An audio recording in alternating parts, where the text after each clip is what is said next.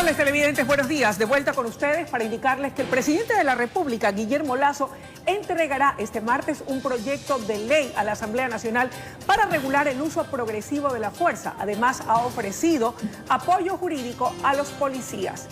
Para el análisis jurídico y político nos acompaña esta mañana el doctor Alfonso Oramas Gros, destacado columnista de un prestigioso diario nacional. Qué gusto que nos acompañe, doctor. Buenos días y bienvenido. Gracias. Quisiera empezar preguntándole desde su respetable opinión, ¿hasta qué punto los anuncios hechos la tarde de ayer por el primer mandatario Guillermo Lasso van a permitir poder contrarrestar la ola de violencia que vive el país? Bueno, ojalá así sea. Creo que estamos ante un problema de dimensiones muy grandes, de una enorme magnitud, que quizás no hemos alcanzado a dimensionar con su total trascendencia e impacto, y creo que en ese sentido lo que se puede hacer definitivamente contribuye a la idea de controlar o de luchar contra este auge de violencia que desafortunadamente sufre el país y en especial la ciudad de Guayaquil. Ahora, la percepción de la ciudadanía en general es de que el Estado ecuatoriano, a través de nuestras actuales autoridades, poco o nada ha podido hacer para contrarrestar la violencia. ¿Esta es una lectura errada, equivocada? ¿Hasta dónde es verdad esta percepción y hasta dónde es responsabilidad del Estado ecuatoriano y de las actuales autoridades? Bueno, es una realidad, es un hecho inobjetable que los niveles de violencia han alcanzado su mayor grado en los últimos meses. Es también una realidad inobjetable que el desborde carcelario, los sangrientos desbordes carcelarios que colocaron a Ecuador el año pasado en el primer lugar en el mundo entre muertos, fallecidos a causa de reyertas en estos centros carcelarios, darían la impresión de que efectivamente de una u otra manera el gobierno ha hecho poco para frenar o para controlar este problema, ¿no? Sin embargo, una lectura apropiada debería establecer que este es un problema que se ha venido germinando hace algunos años y que es indudable que a estas alturas el narcotráfico, con todas sus secuelas y con todos los otros factores que existen, de hecho, como decía, el desborde carcelario, la debilidad de las instituciones de la fuerza pública, el problema de leyes permisivas, por otra parte jueces benévolos o corruptos, en fin, hay una suma de factores que han contribuido a que este tema se desencadene como lo ha hecho en los últimos meses. Identificados estos aspectos, el tema de las falencias en la institución policial,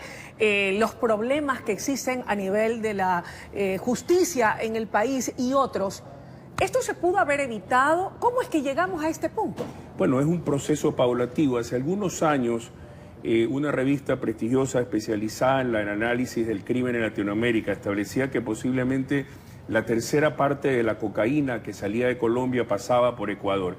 Esos son miles de millones de dólares. Acuérdense que el negocio de la droga es de una u otra manera el negocio ilegal más lucrativo, mueve realmente cantidades enormes de dinero. Entonces, el Ecuador fue un país permeable por algunas razones, por algunas circunstancias, y estamos pagando en este momento las consecuencias. Fíjense lo que pasó el otro día. Aquí asesinan a un ciudadano de origen albanés en un restaurante. Obviamente, ya Guayaquil, de hecho, viene a ser una especie de centro, de un hub de lo que significa pues el negocio de la droga ilegal, sobre todo porque somos un punto de paso de esa droga. Si es cierto lo que se señala, que la tercera parte de la cocaína de Colombia pasa por el Ecuador, imagínense ustedes los miles de millones de dólares que se están moviendo en este negocio. Ahora, doctor, pero el tema va mucho más allá, porque ya no solamente estamos hablando de un tema consecuencia de la disputa del territorio por la droga o del dinero que se mueve por la droga, que es muy importante y que representa sin duda un negocio lucrativo para quienes están detrás de todo esto, sino que el tema delictivo va mucho más allá, al punto de que en las últimas semanas particularmente la prensa ha podido dar a conocer de que ciudadanos de bien mueren a víctima de la delincuencia organizada, del crimen organizado, porque se resisten a que se les lleven un teléfono celular, porque entraron a sus casas y también pues los mataron sin tener nada que ver con temas o antecedentes delictivos. Es decir, que ya habría sobrepasado el tema del narcotráfico. Bueno, evidentemente, yo creo que el tema del narcotráfico es la arista principal, no la única, y en ese sentido quizás también lo que habría que establecer realmente qué tan eficientes han sido las autoridades policiales y determinadas autoridades gubernamentales que están dedicadas o que tienen como encargo principal efectivamente el control de la delincuencia. Eso es indudable, ¿no? Hablemos del tema de leyes en la Asamblea Nacional. El presidente de la República ha dicho que este día martes remitirá, como lo decía en la introducción, un proyecto de ley que buscará regular el tema del uso progresivo de la fuerza por parte de la Policía Nacional. Esto a propósito de lo que veíamos recientemente, un policía sentenciado a 3 años y 4 meses de prisión. ¿Cree usted que el tema se soluciona específicamente en ese punto con la puesta en la Asamblea de este proyecto? Yo creo que sí, yo creo que hay que reformar aquellas leyes permisivas o prodelincuenciales o que en un momento determinado, como usted señala, este concepto del uso excesivo de la fuerza ha sido muy manoseado, inclusive desde el punto de vista del activismo, de determinado activismo de los derechos humanos, ¿no? Pero indudablemente sí, creo que es importante avanzar también en ese cambio de legislación. Pero suponer que esas reformas van a significar que de repente Guayaquil o el Ecuador se convierta nuevamente en un remanso de paz, yo creo que eso es básicamente una utopía. ¿Qué más faltaría aparte de estas reformas? El presidente de la República señalaba también que esta ley debería también incluir el concepto de tipificar como un delito el crimen organizado en los centros carcelarios, que es desde donde incluso salen las órdenes para matar, para asesinar. Fíjese usted, vean, cuando usted revisa aquellos lugares en otras partes del mundo en los cuales han habido cárceles, centros penitenciarios con serios problemas de desorden, de violencia, de asesinatos, básicamente todos apuntan de que la forma de manejar y de controlar y de combatir ellos a través de la inteligencia, los servicios de inteligencia, la intercepción de lo que son llamadas y mensajes.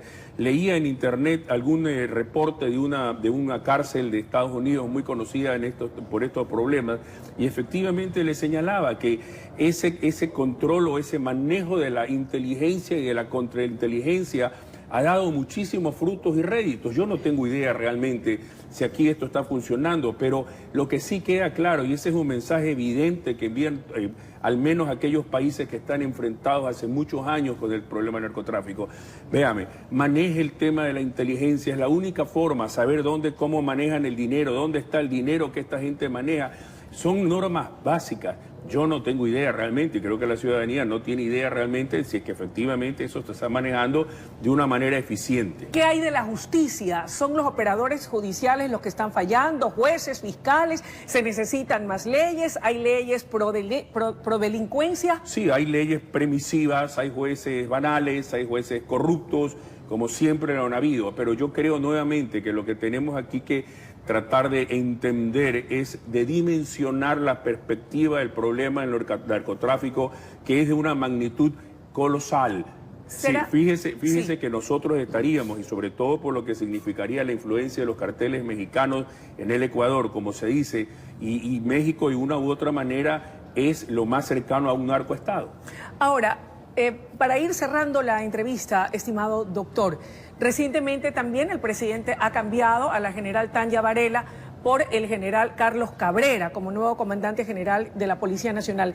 ¿Basta con cambio de personas? ¿Hacia dónde deberán ir dirigidas las acciones del gobierno nacional y de los diferentes estamentos que controlan los temas de seguridad para devolver la calma y garantizarnos el principal derecho, la vida? Yo creo que el simple relevo de autoridades no va a solucionar el problema de la noche a la mañana, pero sí pueden ayudar, porque evidentemente usted lo que requiere en este colosal combate contra la violencia es definitivamente la gente más preparada y que esté de una u otra manera imbuida de esa necesidad de erradicar este problema, insisto, de dimensionarlo, de luchar y de erradicarlo, ¿no?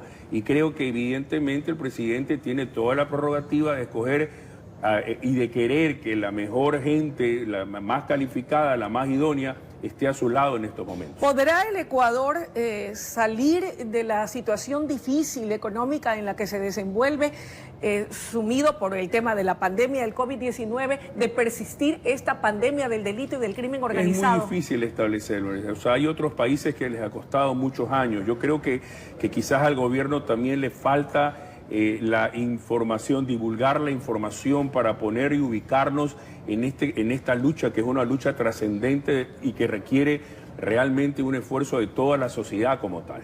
Muchísimas gracias por su presencia y por sus valiosos criterios vertidos aquí esta mañana. A usted.